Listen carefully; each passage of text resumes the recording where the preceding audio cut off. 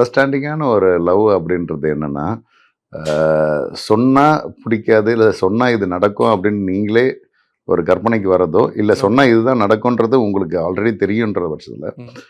அத நீங்க சொல்லாம பண்ணா இன்னும் அத விட அக்ரெசிவா மாறும்ன்றதையும் புரிஞ்சுக்கணும்ல. ஓகே.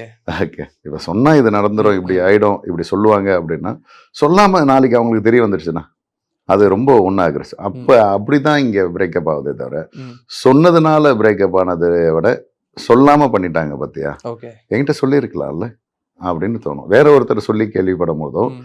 இல்ல இவங்க நாளடைவில இவங்களே வேற ஏதாவது ஒண்ணு பேசும்போது சொல்லிட்டு இருக்கும்போதோ, ஓகே, அது அவங்களுக்கு தெரிய வரும்போது மனசு கஷ்டப்படும். ஓகே. ஓகே. அப்பதான் நெறைய விஷயங்கள் நம்ம மறைச்சிட்ட மாரி தோணும். ம், ஓகே. ம், அப்ப அத நம்ம ஆரம்பத்திலேயே வந்து அ இதுனா இதெல்லாம் ஒரு பிரச்சனையே கிடையாது அப்படின்றத புரிஞ்சுக்கணும். நம்ம சின்ன சின்ன விஷயத்துக்கெல்லாம் சண்டை போடுறோங்க. ம், ம். பெரிய பெரிய விஷயத்தெல்லாம் கோட்ட விட்டுரும். ஓகே. ஓகே.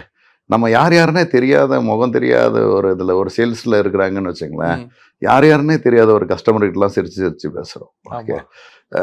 எந்த ஃபீல்டா இருந்தாலும், நம்மளுக்கு பணம் வருது அப்படின்னா யார்கிட்ட வேணாலும் நம்ம வந்து அவங்களுக்கு ஹாஸ்பிட்டாலிட்டி அப்படி குடுக்குறோம். ம், ஓகே. ம். ஆனா, இங்க பணம் இல்ல.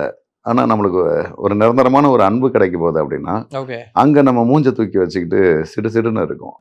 ஏன்? ச கரெக்ட்டு. அங்க நம்ம அன்ப தானே எதிர்பார்க்குறாங்க. வேற என்ன எதிர்பார்க்குறாங்க? அப்ப நீ ஏன் மறைக்கிற?